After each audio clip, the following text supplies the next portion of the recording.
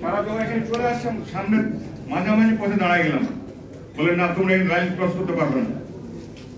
যাক আল্লাহকে অনেক শুকরিয়া আদায় করতেছি, কোনো অঘটন ঘটে নাই। অফিসাররা ঠান্ডা হলো, কথা শুনলো এবং তারপরের দিন জানাজা হলো।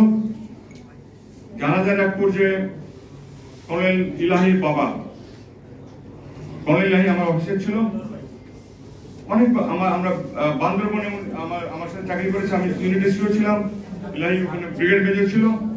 কর্নেল ইলাহি আমার স্টুডেন্ট ছিল, আমার ডিএসএল স্টাফ কলেজে আমার স্টুডেন্ট ছিল এমডিসিতে।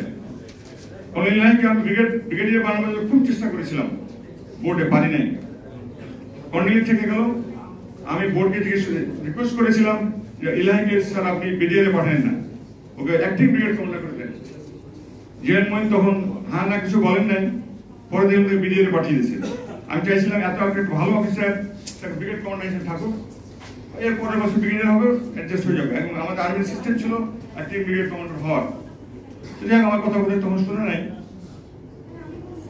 ইলাহির বাবা উনি রিটায়ার্ড সেক্রেটারি ছিলেন, উনি আমাকে জড়ায় ধরে অনেকক্ষণ কাঁদলেন, 5 মিনিট কি 10 মিনিট ধরে কাঁদলেন, আমিও কাঁদলাম। তারপরে জানাজার দাদা আমার পাশে জেনারেল এরশাদ ছিলেন, এক পাশে জেনারেল এরশাদ, তারপর কর্নেল ফারুক খান আর আর্মি চিফ টিফিন ছিলেন। জেনারেল এরশাদ শুধু একটা কথা বললেন, বলে যদি আর্মিকে অ্যালাউ করা হতো এখানে অপারেশন করার জন্য 1 ঘন্টা সময় ম্যাক্সিমাম লাগতো, ঠিক করে দেওয়া। জেনারেল এরশাদ বলতেছিলেন, উনি প্রাক্তন সেনাবাহিনী প্রধান। জেনারেল এরশাদ এটা বলেছেন, আমার পাশে জানা যেতাম উনি আমার পাশে ছিলেন।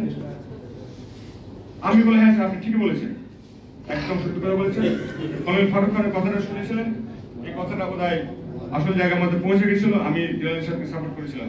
যাই হোক, জানাজা হয়ে গেল, ফ্লাই পাস্ট হলো, রাষ্ট্রীয় মর্যাদায় সুন্দরভাবে জানাজা অনুষ্ঠিত হলো। সুন্দর কি হবে, ছাত্র অফিসারের তখন নিয়ে তো আমরা ঘাড়ে করে যাচ্ছি, কি এটা সুন্দর কি আছে। যাই হোক, আল্লাহ যেটা কপালে গেছে সেটাই হবে। আমরা সামরিক কবরস্থানে নিয়ে গেলাম, আমার সাথে একজন সিনিয়র অফিসার, ওনাকে জড়ায় ধরে কমপক্ষে 10 মিনিট কেটেছিলাম। আমার পাশে ইন্ডিয়ান ব্রিগেডিয়ার ছিল, সে তাকায় তাকায় দেখতেছিল। আমি বুঝতেছিলাম যে ইন্ডিয়ান ব্রিগেডিয়ার খেয়াল করতেছেন। যাই হোক, কাপড় করে চলে আসলাম। আসার পরে যেদিন আগের দিন আমরা গেলাম, কথাটা বলার পর আমি বের হয়ে আসি, জেনারেল তারিক আমাকে বললো যে কথা তো অনেক ভালোই বললাম, বেশ ভালোই তো কথা বললাম। আমার পোস্টম্যান জেনারেল তারিক আমার পোস্টম্যান ছিলেন আর্মিতে, সেনাবাহিনীতে। দেখে নেবো, আমার খালি একটু বলতো দেখে নেবো, আমি কিছুই বুঝতে পারি নাই। আমরা নিচে এসে জেনারেল মঈন সাংবাদিকদের সাথে কথা বললেন, আমি পিছনে দাঁড়াইছিলাম, যেটা ফর্মালিটি আর কি। আমি ভাবলাম যে একটু কিছু তো হলো। তারপরে প্রধানমন্ত্রী এবং শেখ রায়হানা অফিসারদের ওয়াইফদের সাথে স্টাফ কলেজে দেখা করলেন, সান্ত্বনা দেওয়ার চেষ্টা করলেন, অনেক কিছু করলেন। আমি বললাম ভালোই তো হলো। আমি আবার চাকরি করে যাচ্ছিলাম, ওটা ছিল বোধহয় 2 তারিখ কি 3 তারিখ হবে। আমি কিছুই জানতাম না। 12 তারিখ সন্ধ্যার সময় আমার বাসায় ফোন আসলো, ঠিক মাগরিবের পর আর্মি হেডকোয়ার্টারে ফোন করলো, বলে স্যার আপনাকে সরকার সিদ্ধান্ত নিয়েছে, আপনাকে চাকরি অবসর কম্পালসারিলি আপনাকে প্রিমেচুরালি রিটায়ার করে দেওয়া হলো। একটা লেফটেন্যান্ট জেনারেল সেনাবাহিনী 40 বছর চাকরি করার পর, এত ট্রেনিং করার পর, তখন আমি অ্যাকচুয়ালি অনেক কিছু জানতাম না, বুঝতামও না, আর আমার সেরকম কিছু ছিল না। একটা পদ কোথায় তখন পাইছিলাম আমি জানি না, ইউএন মিশনে করি নাই, কোনো জায়গায় আমার ইয়েতে চাকরি হয়েছিল, মিশনে চাকরি হয়েছিল, সেখানে যাওয়া হয়নি। দিল্লিতে আমার পোস্টিং হয়েছিল, আমার যাওয়া হয়নি। যাই হোক, আমাকে বলে স্যার আপনাকে সরকার রিটায়ারমেন্ট দিয়েছে, কম্পালসারি বাধ্যতামূলক অবসর দান করেছে। আমি বললাম আলহামদুলিল্লাহ। এমএস মিলিটারি সেক্রেটারি ফোন করলো, তবে আলহামদুলিল্লাহ। তো ব্রিগেডিয়ার মাহবুব বলছেন স্যার আলহামদুলিল্লাহ বলছেন কেন? আপনার চাকরি চলে গেল হঠাৎ করে। সেটা হলো 12ই মার্চ, সেনা প্রধানমন্ত্রী আসলে 1 তারিখে, বিডিআর ঘটনা হয়েছে 25 তারিখে। তার মানে মোটামুটি 15 দিনের মধ্যেই আমাকে খালাস করলো। প্রথম কি বলবো ভিকটিম। 3টা বেজে গেছে না, আমি শেষ করে ফেলছি।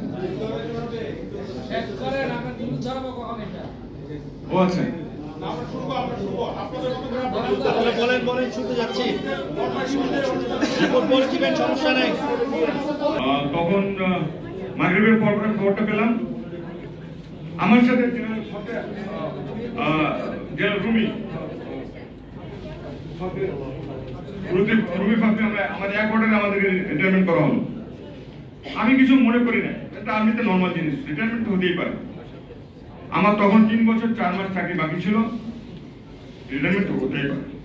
আমি তখন কিছুই মনে হয় নর্মাল মনে হয়, আলহামদুলিল্লাহ fine, good enough, I didn't know what to do next. 1 ঘন্টা কি 2 ঘন্টা পর আমার মেয়ে আসলো প্রাইভেট কোর্টে, মানে টিউটর থেকে এসে, যখন সে শুনলো যে আমার চাকরি নাই, আমার মেয়ে প্রথম প্রশ্ন করলো যে তোমার চাকরি নেই, তার আমি গাড়ি পাবো না এখন আমার স্কুলে যাওয়ার জন্য? তারপর বেশ সারপ্রাইজ। তোমার মা তাকে বললো যে গাড়ি পাবো না এখন, গাড়ি তো আমি 1 বছর তো এলপিআরে থাকবো, তুমি গাড়ি পাবা। তো মেয়েকে খুশি করার জন্য আমি 1 সপ্তাহের মধ্যে একটা গাড়ি কিনেছিলাম, প্রিমিয়াম, টাকা ছিল না, বাট লোন টোন করে একটা গাড়ি জাস্ট দেখাবার জন্য, সরকার যদি গাড়ি নাও দেয় তোমার বাবা তোমার গাড়ি ব্যবস্থা করতে পারবে। সেটা হয়েছিল। গেল জেলে রুমির চাকরি গেল। ওই সময় আমার এনডিসি কোর্সে ওয়ার্ক কোর্স একটা কোর্স চলতেছিল, ওখানে অফিসাররা খুব স্পিরিটেড অফিসার ছিল। আমার এখনো মনে আছে কর্নেল শফি, সিগন্যাল অফিসার, আমেরিকায় থাকে, এবং আরেকজন আমাদের আর্টিলারি অফিসার কর্নেল শামস। তারা অনেক কথা বলেছে, অনেক পয়েন্ট দিয়েছিল, এবং তারা আমার অফিসার ছিল। ওটা একটা বড় কারণ ছিল বোধ হয়, তারাই অনেকগুলো পয়েন্টগুলো দিয়েছিল। ওই অফিসারগুলোকে আস্তে আস্তে আস্তে পরে কয়েকদিন পরে 40 জনকে একসঙ্গে বের করে দেওয়া হলো। আমি এর মধ্যে মালয়েশিয়াতে চাকরি পেয়ে গেলাম, বিদেশে চলে গেলাম জুনের মধ্যে।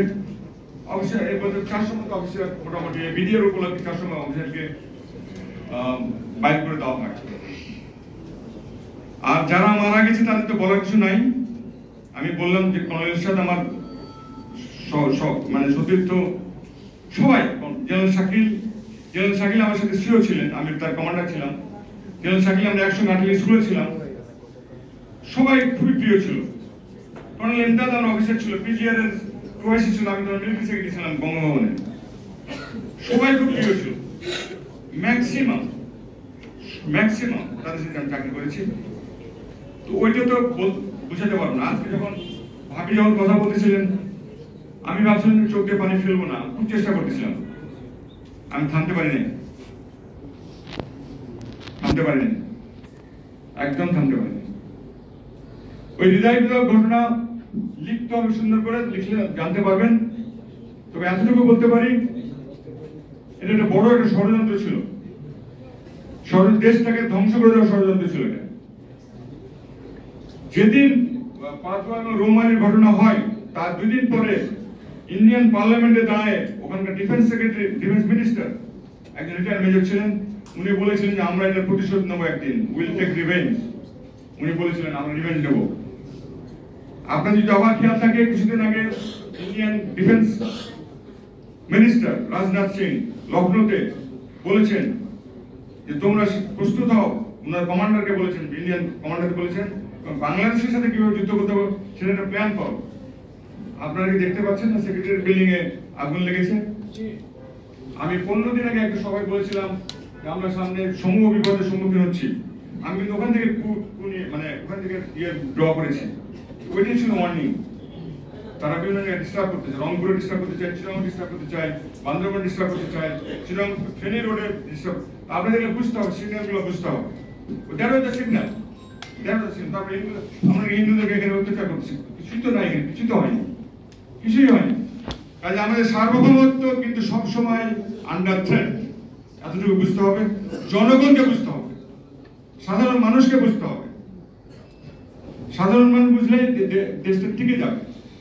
এই দেশকে ঠিক মানে পদানত করা অত সহজ নয়। আমাদের এখন 12টা ডিভিশন আছে, আর্মি ডিভিশন আছে, আমাদের বড় একটা বিটিআর ফোর্স আছে, আমাদের বড় একটা আনসার ফোর্স আছে, আমাদের বড় একটা বিএনসিসি ফোর্স আছে, আমাদের 18 কোটি মানুষ আছে। এখান থেকে আমরা 1 কোটি সৈনিক পাবো।